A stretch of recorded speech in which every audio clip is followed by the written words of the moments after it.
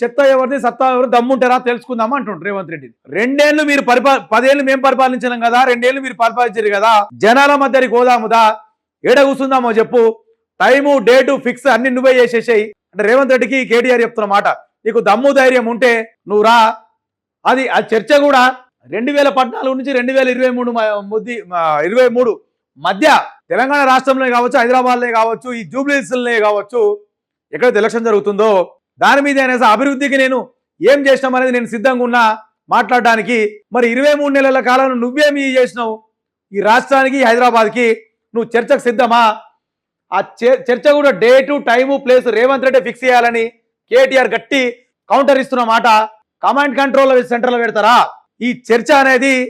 Command control సెంటర్లో పెడతారా, గాంధీ భవన్లో పెడతారా, లేదా అసెంబ్లీలో పెడతారా? ఎక్కడికైనా మేము రెడీ అని చెప్పేసి కేటీఆర్ గట్టిగా చెప్తున్న మాట ఇది. మరి దీనికి రేవంత్ రెడ్డి కాంగ్రెస్ గవర్నమెంట్ నుంచి మరి ఏమి సమాధానం వస్తుందో కూడా చూడాలి. వాస్తవానికి బీఆర్ఎస్ హయాంలో మనం కూడా మాట్లాడుకుందాం. 10 ఏళ్ల కాలంలో 42 ఫ్లైఓవర్ హైదరాబాద్లో కట్టిరు. మనం అందరం చూస్తున్నది అది. ఆ ఫ్లైఓవర్ మీకు మనం పోతున్నాము, మనం అందరం చూస్తున్నాం. అండర్ పాసులు వచ్చినాయి, అది మనం అందరు చూస్తుంది. బీఆర్ఎస్ కట్టిన ఫ్లైఓవర్ అండర్ పాస్లకు రిబ్బర్ కటింగే చేసింది. వాస్తవం అది కాంగ్రెస్.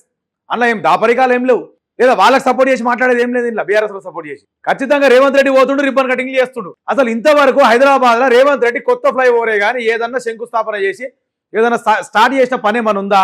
పోనీ ఏమైనా పని స్టార్ట్ చేసిండా? కొన్ని కొత్తగా ఏమైనా రోడ్లు వేసిండా? వాస్తవానికి వేయలేదు. కొత్త రోడ్లు వేయలేదు, కొత్త ఫ్లైఓవర్ కట్టలేదు.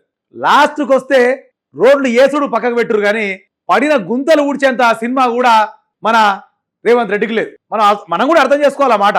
అందుకే కేటీఆర్ గట్టిగా సవాల్ చేస్తుండు. మరి దీనికి ఏమంటాడు రేవంత్ రెడ్డి వినాలి మనం. మరి పోతాడా కేటీఆర్ సవాల్ను తీసుకొని రేవంత్ రెడ్డి చర్చ కూర్చుంటాడా? అంత సినిమా రేవంత్ రెడ్డికి ఉన్నదా?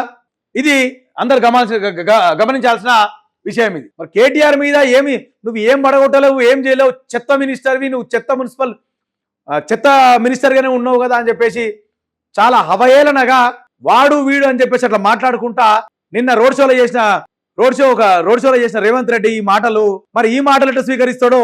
మరి అంత ఘాటుగా మాట్లాడినావు కదా కేటీఆర్ మీద.